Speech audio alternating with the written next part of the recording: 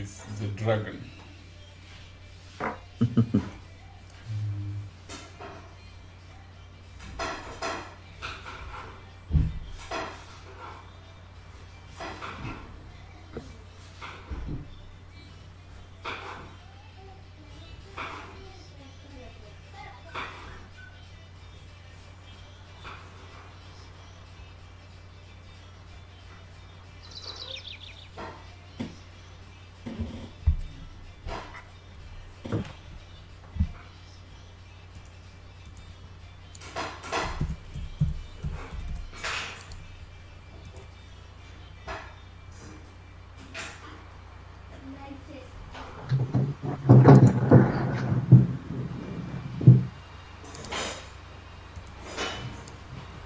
Is it raining there? Yeah, it's starting to come down a bit. Yeah. I'm guessing it's raining your side. Yeah. It's been raining Always rain. since afternoon. Yeah.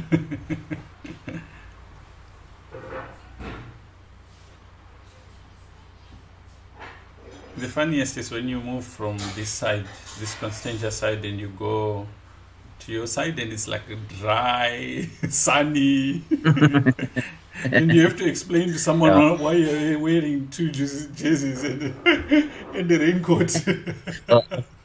I've been caught many times going to Claremont in a short work shirt and arrive there and it's storming, not a rain jacket, not even a warm jersey, nothing. Yeah, no, keep on. You learn to keep a jacket in the car. Welcome, Dinaf.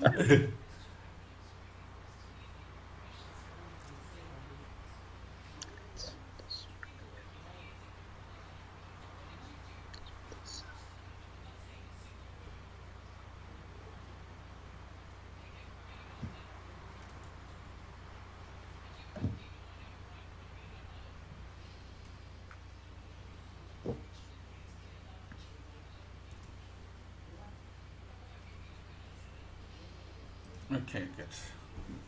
Hey, you're welcome, Matt.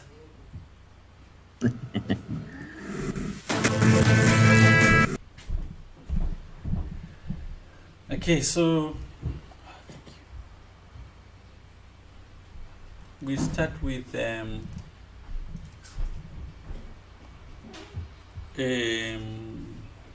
Grout, would you like to take off? Yeah, Coach. Firstly, I just want to say thank you to you and to Dash, firstly for hosting us tonight, and to help with the lucky draws, and for all the assistance through the development of the South African Chess Hub, and also for the work that we are hopefully going to carry on doing. So yesterday we had our first launch tournament. So for those who don't know, I'll just quickly explain. The South African Chess Hub is a online chess community that I've created, free, where it's free to members to join. The idea is that we'll put events up. Tournament organizers can post their events for free on the site. Players can come to one place with one account and register for events, get the latest chess news in South Africa, latest chess coaching material. Some of coaches' videos will be on there, links to live streams, a lot of chess content and information. And then linked to that, tournament organizers can actually run and administer their website, their tournament, through the website. So anyone who's not yet signed up, please go to www.chesshub.org.za and sign up, and you'll find the latest tournaments going up there, and hopefully we'll get more and more. So basically, to celebrate the launch, we're running a series of tournaments on a Tuesday, Thursday, and Saturday. Last night was our first event. It was a Blitz 2-hour arena. We had 45 guys in there, Grandmaster, a couple of strong players, and I think it was a great tournament to start off with. Tomorrow night we have a rapid arena, and Saturday at 7 o'clock we have a bullet arena for the guys who like it fast. And the whole idea is just to promote the site and to promote chess in South Africa and bring the chess players together. So the cherry on the cake with the tournament is if you play and you play the minimum number of games, you can qualify for a lucky draw. So tonight will be our first lucky draw for the event last night. So how it works is for every 10 players, there's one lucky draw ticket. Tonight there was 45 players, so of which only 35 qualified by playing 5 matches. So tonight we'll draw 5 lucky names from the players yesterday, and they'll go into a draw on Sunday or Monday, depending on streaming and all that stuff, for one of 2 cash prizes, 150 Rand. If you like our Facebook page, you get a bonus 50 Rand, and then there's a free 30-minute game analysis coaching by the one and only Ruben. So tonight is the first draw. Value, big stuff, and hopefully if we get more people and we get more sponsors, we can make this a more regular thing and make it even more fun for everyone. So Coach, I'll let you do the lucky draw. Okay, fantastic. So for the lucky draw, we're going for 1 to 45, and the first one goes to number 4. That's Kill Switch 416 is the player. Let me just see if I can get his name whilst Coach does the next one.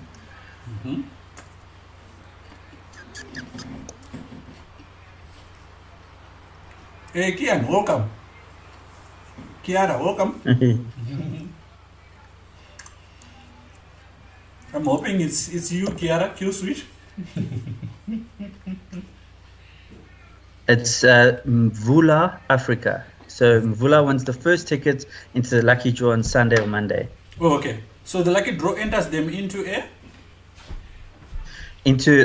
so this is to get a ticket into the weekly draw on Sunday or Monday nights, depending when we can do it. Okay, good. Can a person win multiple entries into this draw? Yes.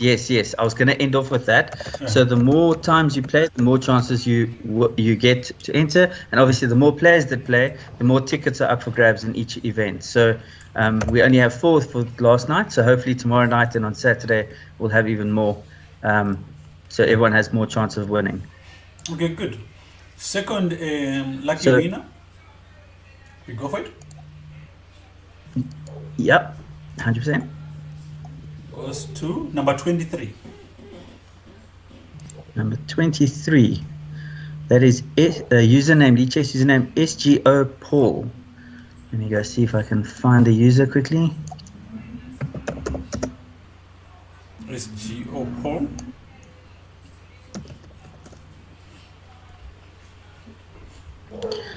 Okay, so I think that's one of our international players. His name is Shivek. I will reach out to him on Lichess. From where? India?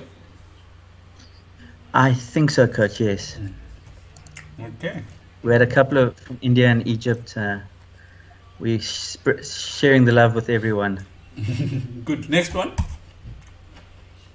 Great. Number 3. Number 3, let's go here, was the Cyber. And the Cyber, no. It would be the luck of the draw. I deleted his profile by mistake. Might not get his name now. I've seen him a couple of times in this tournament. Yeah. He plays. If I remember correctly, he is from Zimbabwe, living in Botswana. If I remember my discussion. Yeah. Okay, good. I remember. Yeah. Yes. Okay. Yeah. It is. So it's actually. I think his name is Munashe Pandey. Munashe Pandey. Okay, good. And the last one. Excellent. Wonderful. Number 6. Number 6. Malatai. Malatai. Let's see if we can get to his profile.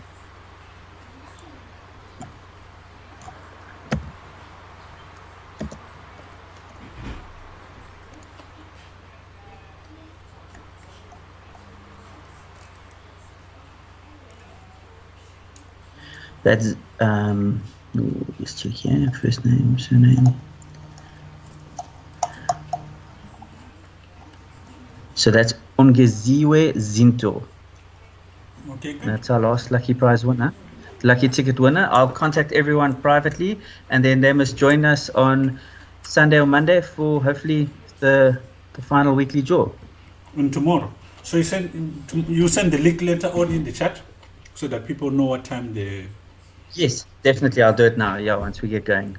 Okay, good. So welcome everyone. Today we'll be covering the dragon from Black's point of view. One thing I've been learning, most of these openings, people just don't learn to play them properly. And what we're going to do is we're going to look at exactly how to play it and how to play what when. One of the things which became apparent was through speaking to a lot of young top players recently, because of planning the workshops that we are planning for all the viewers that we are going to be doing each month. One thing that most of these guys work on more than anyone else is their openings. They are not going to lose the game because they didn't know the line, and they are going to win a majority of their games because they know the lines better than everyone else. And this is something that's not even difficult to actually accomplish. About a month ago, I took upon myself to play an opening which I'd never played, which was completely against the way I think and so on. And I've been scoring very well with it. You notice lately that I've been playing the Accelerated Dragon, just because I wanted to test this idea of if you know exactly everything about a specific opening, what will be the impact on your results. And I can tell you for certain, if you really know, and you know the type of middle games that come out of it, the type of tactics that arise, and the resulting end games, your win rate in that particular opening, doesn't matter whether it's black or white, will increase. So it's the same approach I want you to kind of look at. That's why I picked the dragon today, because I know it's an opening that most of you don't even play.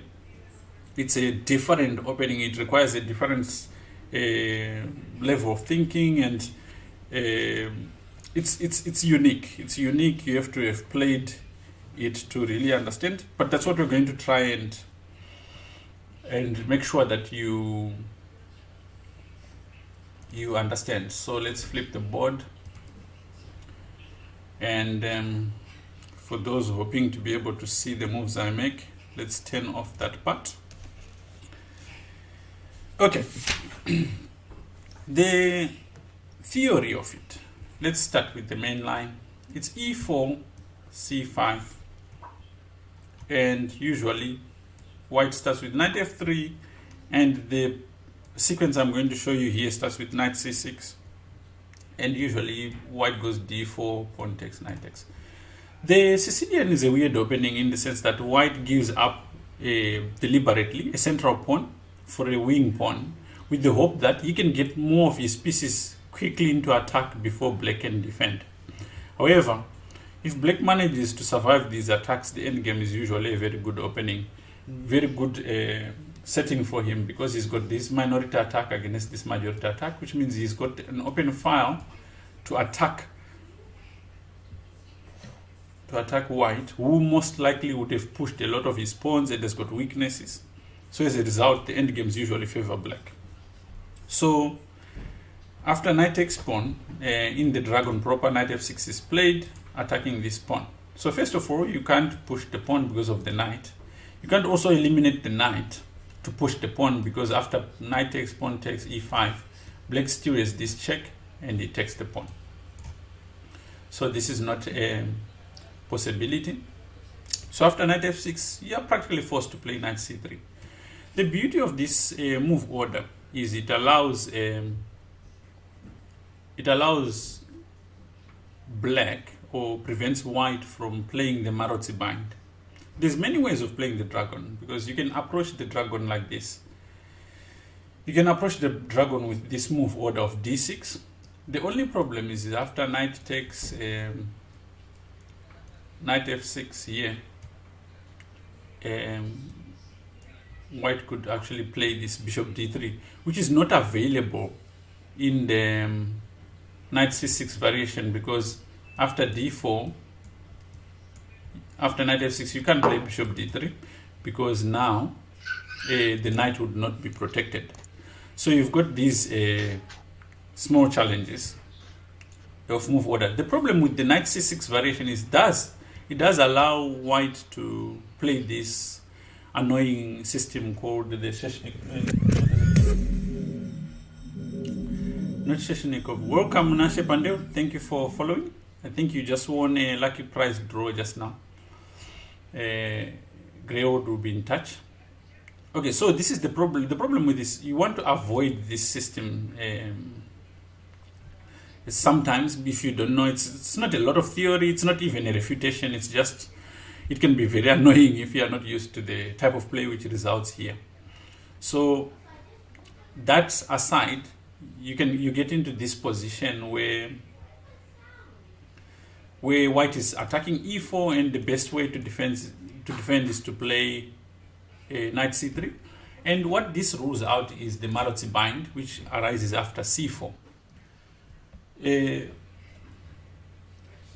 Black is not out of the woods yet. There is a dangerous system now which is allowed, which is called the Yugoslav Attack, which is what most people can avoid when they play the dragon. But nowadays, if you know the theory, you don't have to worry about the Yugoslav. So here, after knight c3, now black wants to play g6 and develop the bishop, but in this position, if you just do g6 immediately, white can now play this idea and play e5, and you don't have knight d5, you don't have queen check because the knight is there, and now you have to move back, and white is definitely better. So to avoid that, d6 is played so that e5 is not possible. And after bishop e2, g6,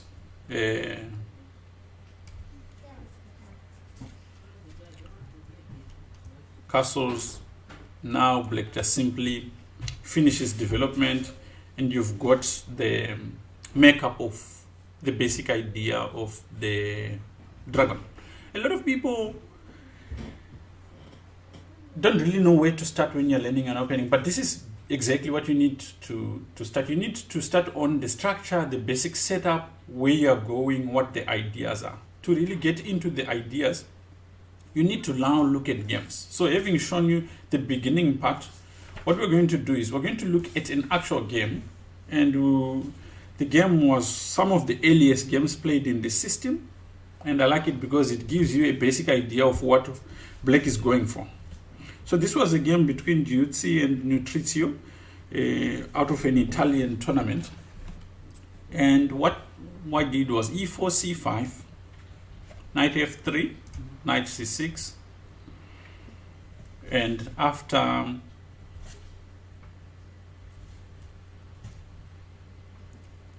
d4, pawn takes, knight takes, again the pieces are just going exactly where they're supposed to go. Knight f6, knight c3, d6 in order to play g6, bishop e2,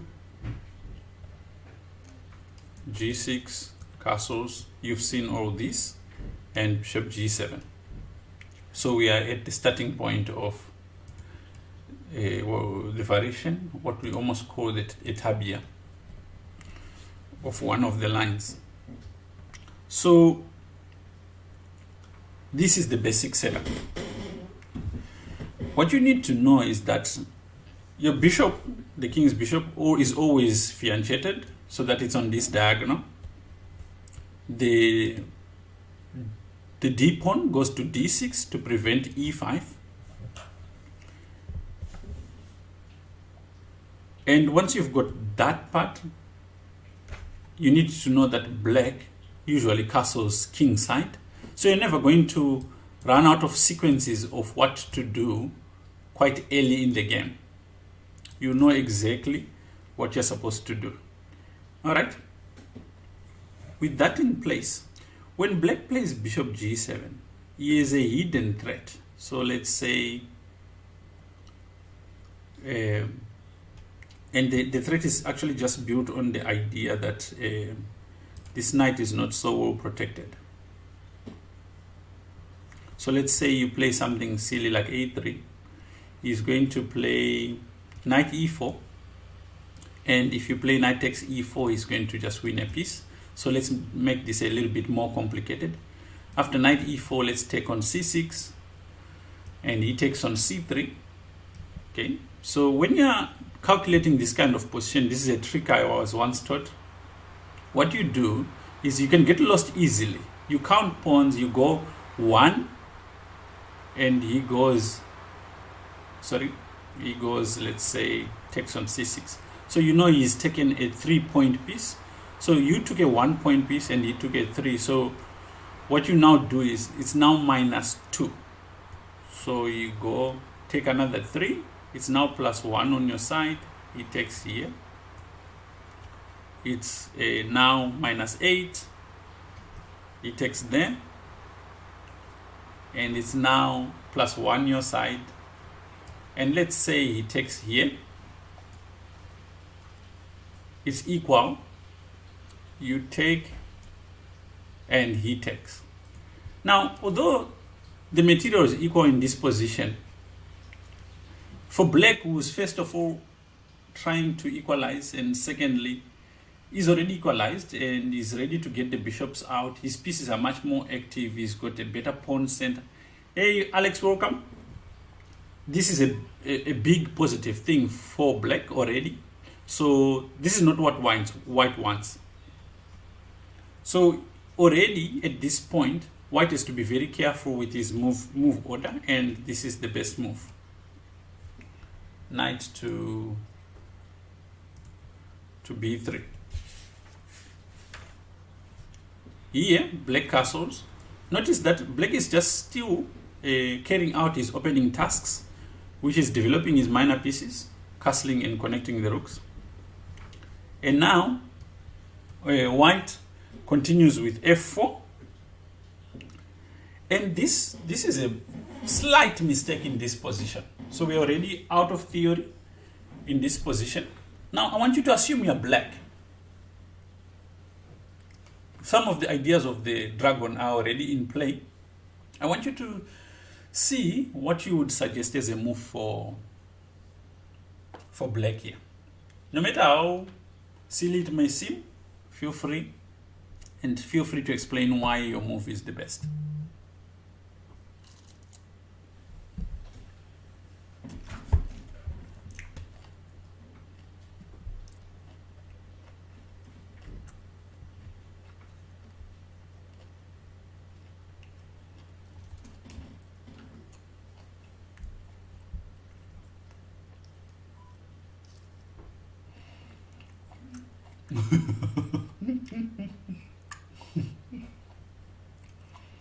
E5 to take control of the center. It's interesting. E5 is a strategic mistake because of what you do to your pawn structure. White would not be forced to do anything here. You can even play just h3. And these weaknesses you're going to pay. So if you think of the lessons we had the last couple of weeks, they are aimed at exploiting these kind of mistakes. So e5 would not be the correct move.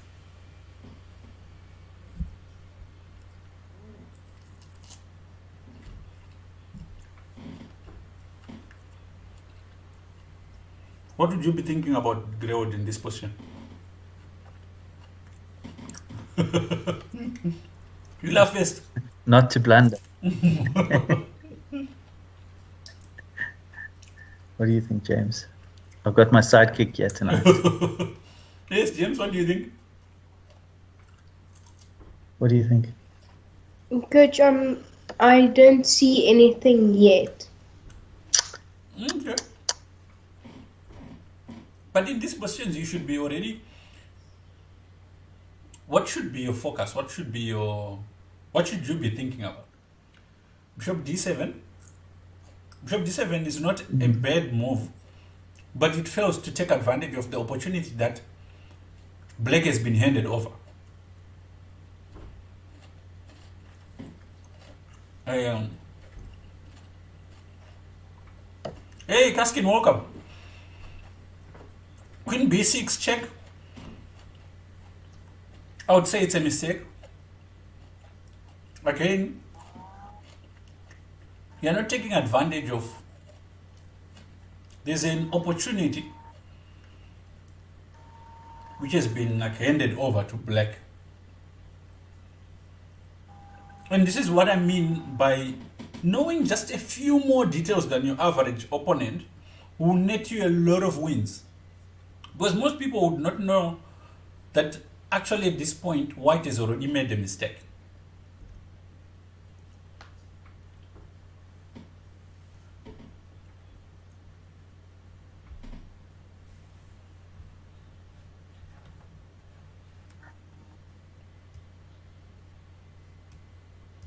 Yes, you control e3, but I think, you see, after queen b6 check, the king just simply goes to h1, right?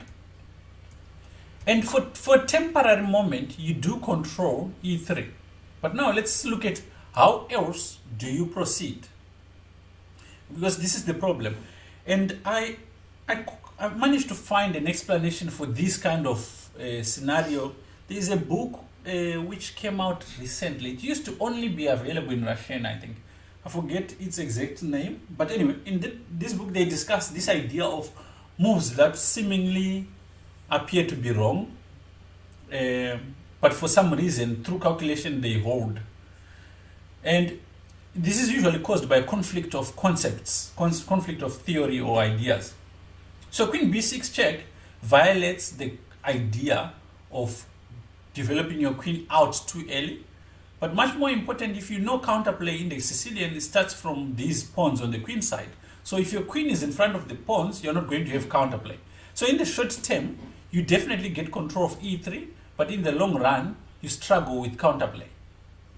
So for this reason, this move is not in harmony with the position. So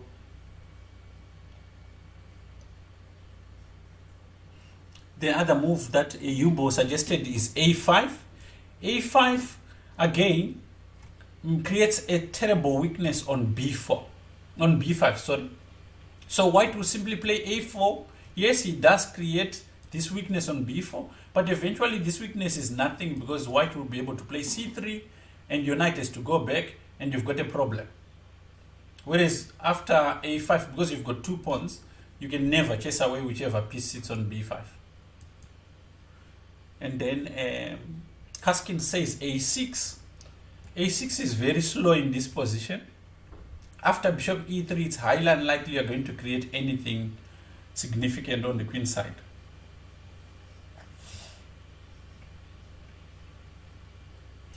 And then Yubo, I was looking at a5 too, but there was some bishop b5. Yeah, you create a weakness. Again, this is the beauty of how we've been looking at chess. We've looked at different sides of it. We know what weaknesses do, right? We know also the need for being able to play quickly. Now, imagine like we're looking into detail on this particular point, right?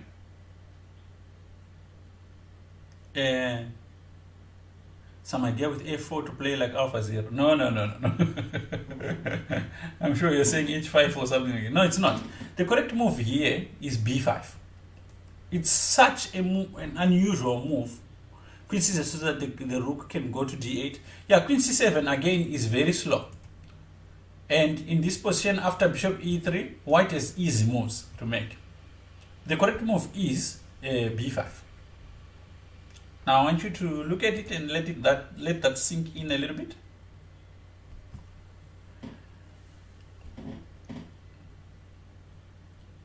Do you see why b5 is a workable move in this position?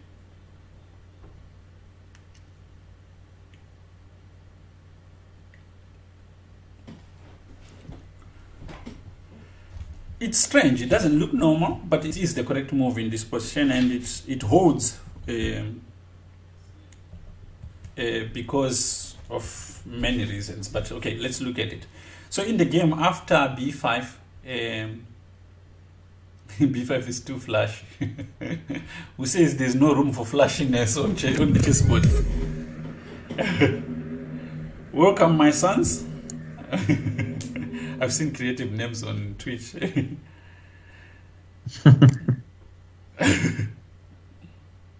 No, bishop b5 works. Oh, so bishop b5 is what was played. But it's a weak move.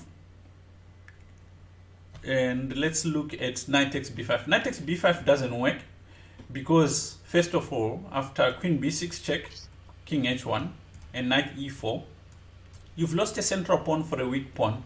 Moreover, he's got this threat of playing knight f2, and this position clearly favors black.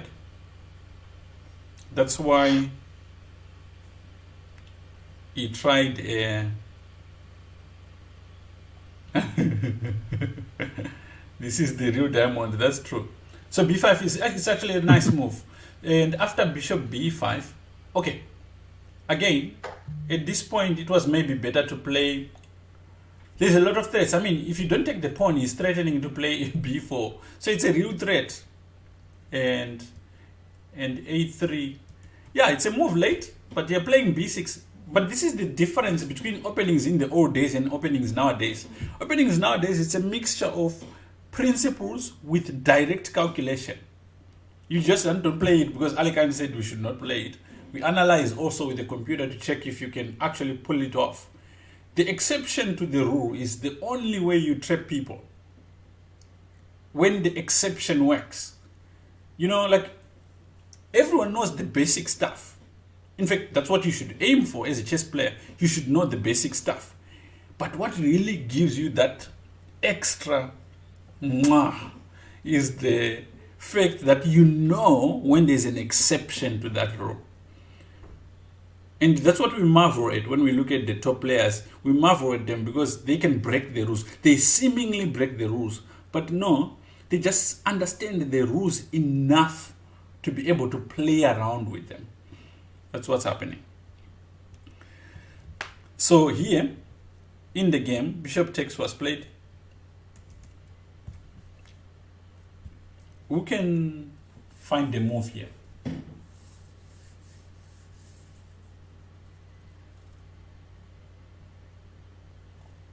Yeah, their games have been very exciting. I think Magnus is in a class of his own, although he's been struggling this tournament. He's been doing very well. Hey, Tough Cat, welcome.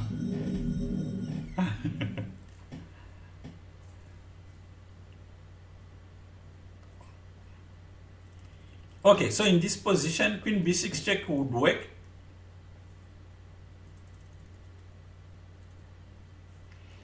Queen b6 check would have been the best move. He didn't play that. He played knight e4, which is also a good move. So he gets his pawn back, but with flashiness and what Dash seemingly didn't like. So after knight takes pawn, white takes on c6. So if he had taken on e4, then queen b6 check, and he recovers the bishop, and he's got the better pawn structure and better center, and he's fine and winning here. In the game, after knight takes pawn, he took the bishop, he took the knight on c6, and again the same move, queen check, and the king went to h1, and he took the bishop. So now we need to evaluate this position because all the forcing moves are done.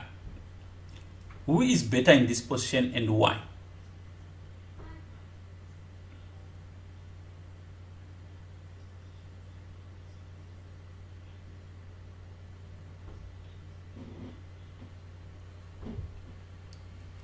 Bishop a6 was also flush. What's with you guys today and being flush? I thought you just wanted to win.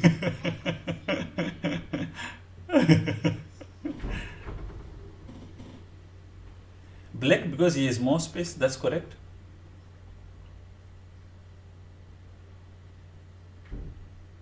Black because he's got a lot of active play. So you could say black has got initiative, that's correct.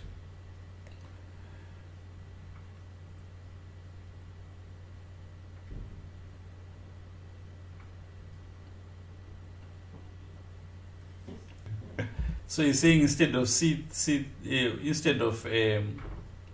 taking on c6, Dash is asking why not take on c3. I think the main reason is because white would just simply play queen f3 and it's got a winning advantage. I think should be more than enough.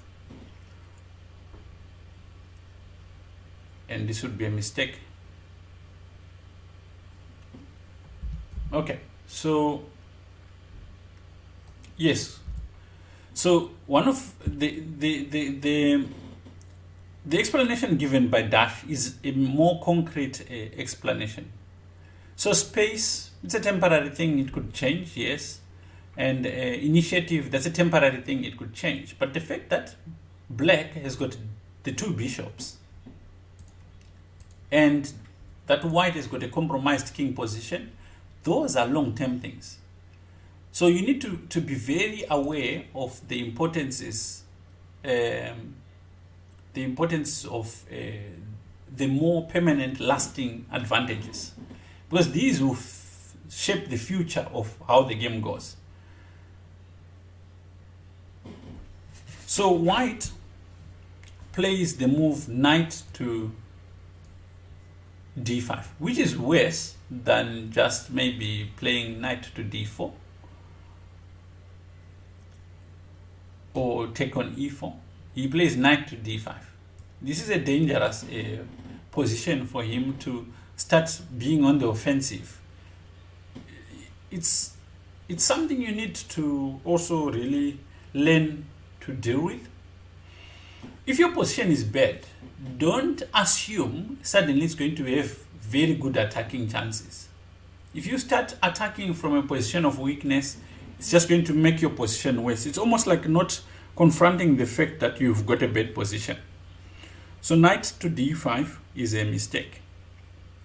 Okay, so I am going to ask you questions because these are the areas when people make the most mistakes. What do you do here? You're playing black. What do you do?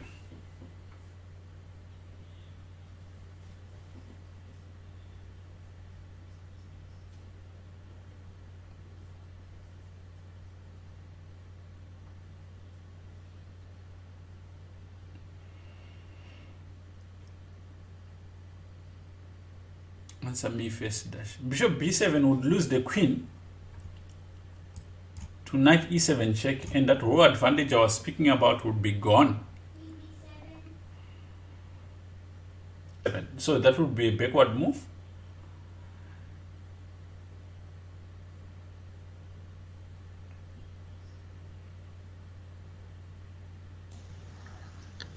What about rook e8?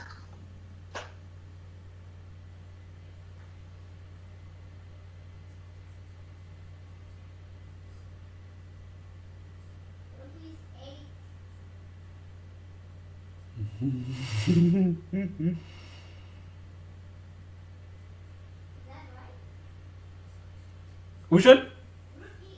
Someone is shouting answers. Rook e8, well done, Dinaf, well done, Kaskin. Yeah. So rook e8, just simply addressing the threat. This is what I was saying. It's like part of playing is acknowledging when your opponent is threatening something that could be damaging and you address it.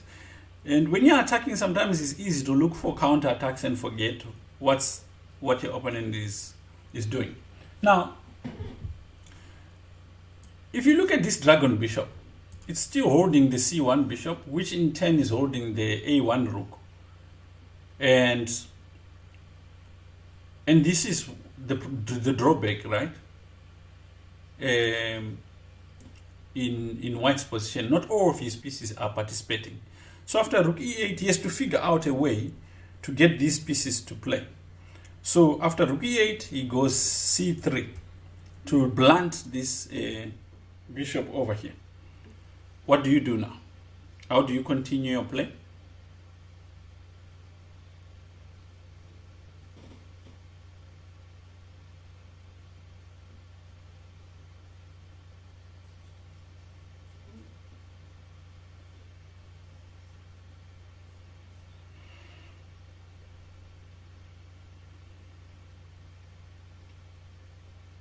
So if you ever hear people speaking about the dragon bishop, this is the bishop that they are talking about. It can be sometimes stronger than a rook. Bishop b7. Well done, Matt. Well done, Cask. Dash, well done. So bishop b7, he develops the light piece. So if you think about it, all this time, they are playing the opening. They're just applying opening principles to solve opening problems. And black's moves are coming in every time with a blow which forces white to do something. Therefore, he doesn't have time to do what he wants to do. So after bishop b7,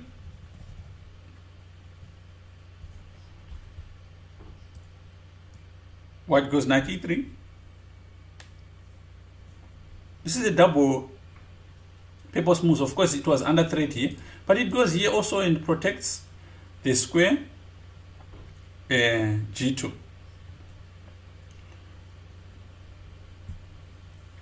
So it looks like he's done as much as he can. He's completed his opening tasks. Now he's going into the middle game. If you recall, in the middle game, we say your purpose. In the middle game, you're trying to attack. And we said you're supposed to be attacking a weakness. Now, if you look in this position, there's a lot of weaknesses on the king side. There's a lot of weaknesses on the queen side. So it's really up to you which ones you go for. So you could try to transfer your queen to the king side. This works. It's got its own attacking potentials. Or you can do as black did here. Just play a5. You want to play a4, a3. These weaknesses. Very hard to meet. So white played knight to d4. Now, what do? You might have to play a backward move here. Yeah, the long-term idea is you can attack the king, definitely. But also here you might have a clash of principles, clash of ideas. I want you to really, maybe one day we will be discussing these advanced concepts. Sometimes in chess, you have this scenario where principles clash. You need to be able to evaluate which one is much more important, because it's not always going to agree. Okay, when you retract pieces or when you move pieces in any fashion, you must always ask yourself, where am I going next? If you don't, and ask yourself that question, you're always going to move moves like queen c7, but then after you move to queen c7, where is the queen going? It's got nowhere to go. Hey, welcome, Chopping. So you need to move your queen in such a way that it has got future possibilities. That's what you're going for.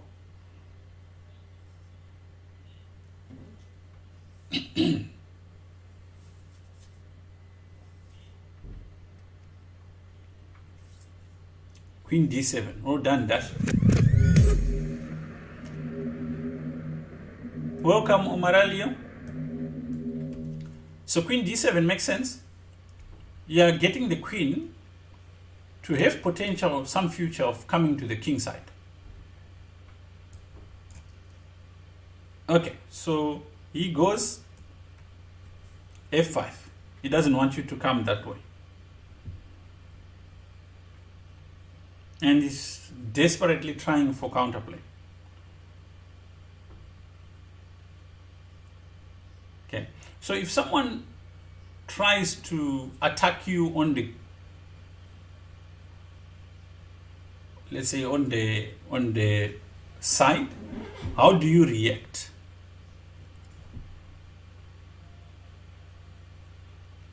Yeah, that's got some new glasses. Is really got a bit whiter and a nice beard there.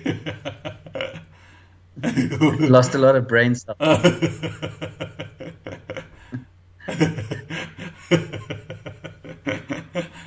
No, Kaskin, this is not Dash.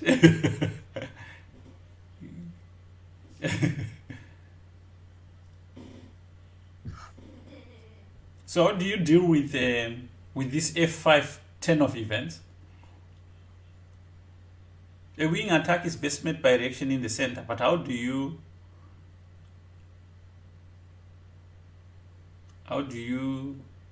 react to this f5?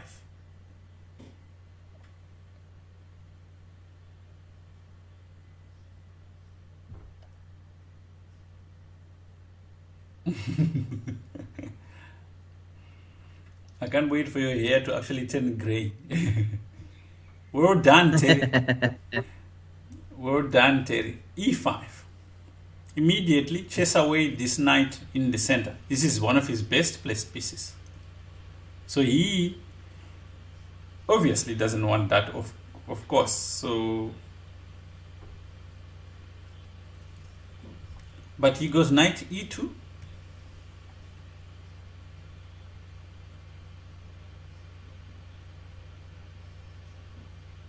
Okay, how do you proceed with your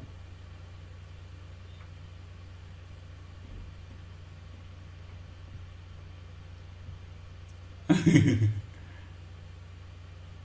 need to find a way to keep your queen active? Absolutely, but you've got an active position here, and black found a very nice move.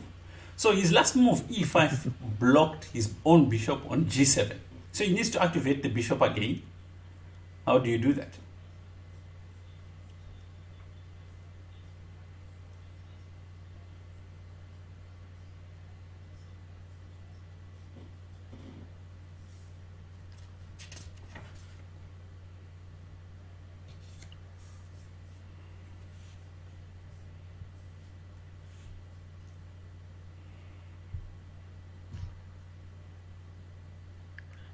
I just mentioned the bishop and you guys are going d5, d4.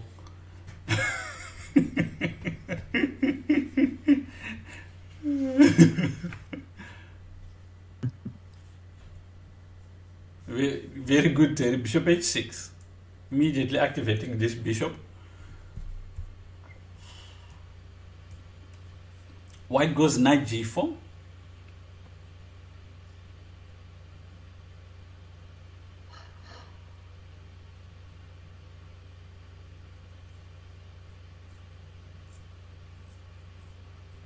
What do you do?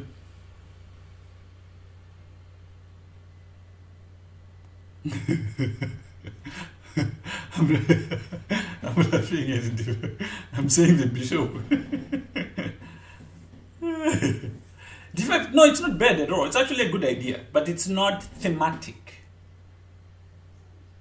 It's not bad at all. This is what, okay, maybe you might have missed the first part of the discussion which we had. We're talking about knowing typical ideas in certain setups, and that if you know these ideas, they are going to save you a lot of work in the future. Like in this particular position, if you know in this opening that the dark squared bishop is very important, you are not going to exchange it with the c1 bishop in this position. So these are the concepts. We are talking about an opening that most of the guys here have never played, but they want to understand what are the key elements in it. You're not getting forked on f6, so stop exaggerating.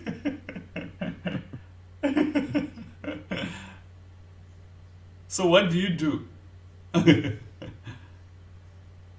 I'm telling you, this position is winning for black.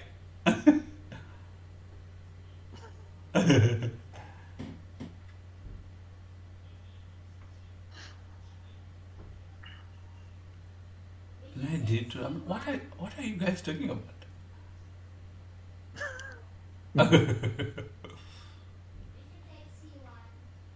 No, bishop takes c1 is bad because of first of all, this bishop is much more valuable. Very good. That's all I'm asking you. So these moves violate principles, but because there is something higher, which is calculation. Calculation will beat any idea I say or any idea that anyone says. So what we are trying to establish is when to play moves which violate principles.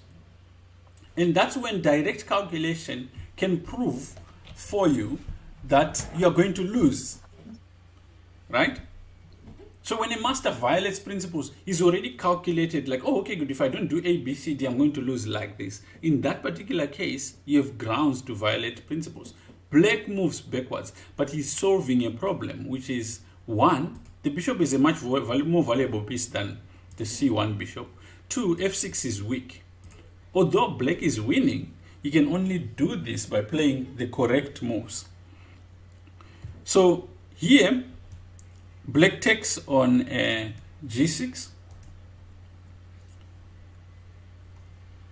Playing F6 doesn't work because in this particular case, queen takes G4, pawn takes G7, runs into knight takes C3, and G2 is mate. Okay.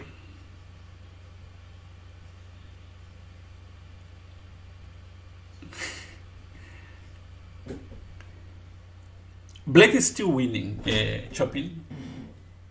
If it was not, yes, black is winning.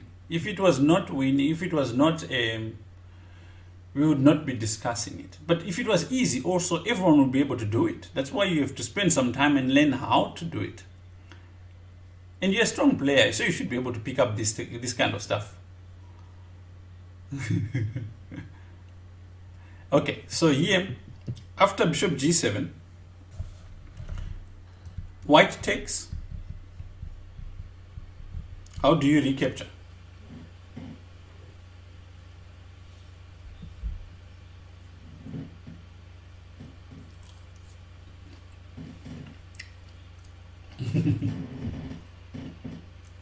How do you take on G6?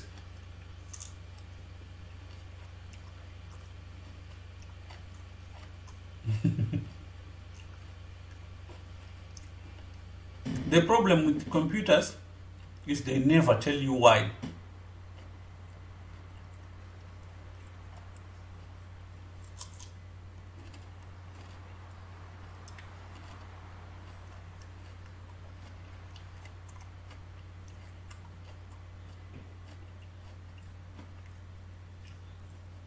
How do you recapture on G6?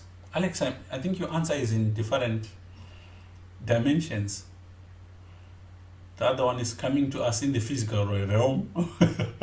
Other part of the answer is in the spiritual realm. Well done, Kian.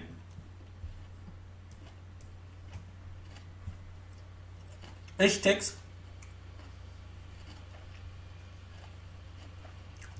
Queen takes G4 is a mistake. I think this is quite straightforward.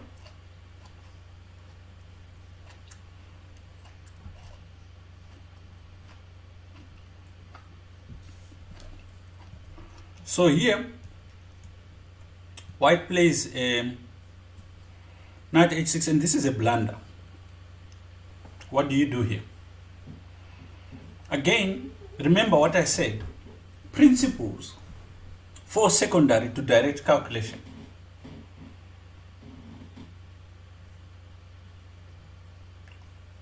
What do you do here?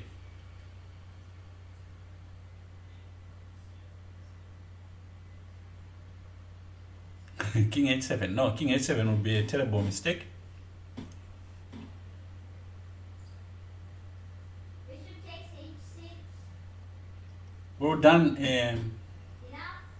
Enough. Yeah, not king h8 because knight f7 and all those moves gain time. Bishop takes h6. Well done, Kaskin. So it's interesting. But again, the reason why this is possible is because, again, direct calculation, right? After bishop takes knight, bishop takes bishop, how does black continue?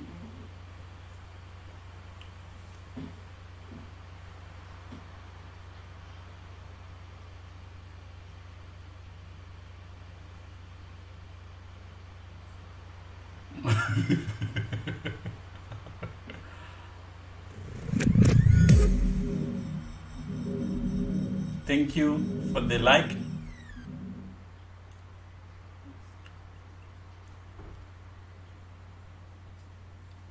Queen c6, Kaskin, that would be weird. It's away from the scene of action.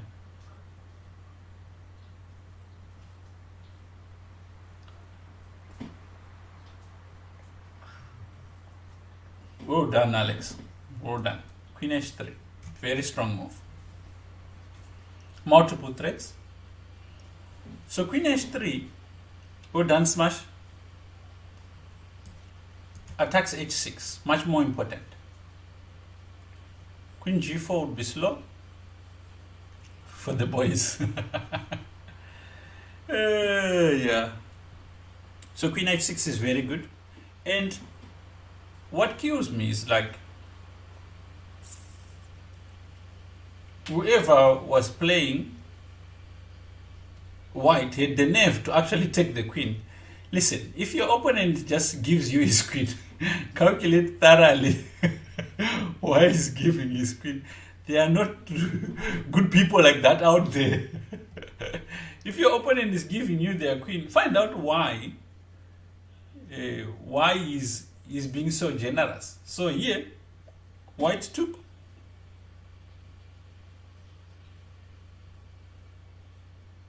What do you do?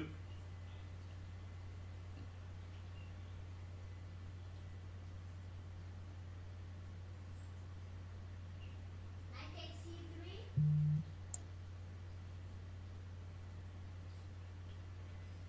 Even Grail sees this. Knight f2. Very good. Knight f2 check. And the king is forced to go to g1. And very good, Kian. And knight h3 mate, right? Here, when he played queen h3, and any move to save the bishop, let's say bishop, okay, this is terrible also. Let's say bishop d2. What could it have run into?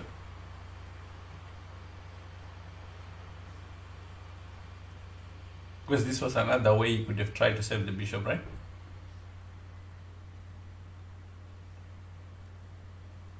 This is elementary. Now, knight f2 would be wrong in this particular case because rook takes.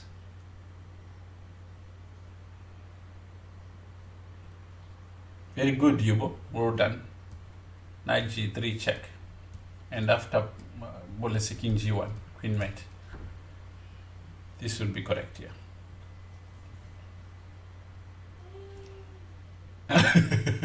Preparing for the end game, you play king g7.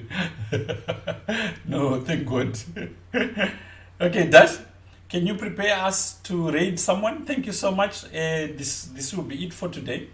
So what we'll do is we've looked at this game, and tomorrow what we'll do is we'll look at 2 more games in the Dragon and some further details on it. And by the end of in 3 days, we'd have covered all we need in terms of the basics to understand the opening and really understand the details of how to play it. And yeah, you should be able to go forward and test it out in practice. Good. Dash, who do we raid? Or who can say in the chat, who do we raid? We need someone to raid Hans Niemann. Okay, Dash. Hans Niemann is who we are reading. Give me the command and I can type it if need be. Thank you so much for coming through. I'll see you tomorrow. I really missed streaming and teaching. I was playing in a tournament in Zimbabwe and I finished 10th. I won, I think, $200. It was a nice tournament. And I haven't played a tournament in Zimbabwe, I think, in 20 years, almost, or 15 years or so, 15 to 20. Or, now with lockdown, I've been able to play a little bit. I played terrible yesterday. I think I was 3rd on the 3rd day or 4th day.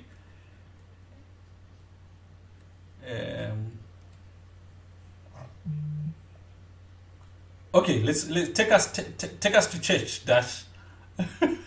We've got Pastor Dash in the house.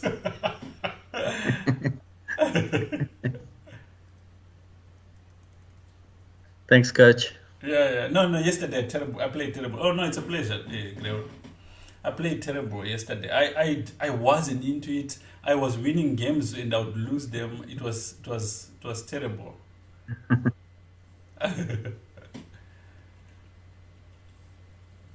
Okay, guys, thank you. See you tomorrow. Night. Let's rate Fiona and show some love.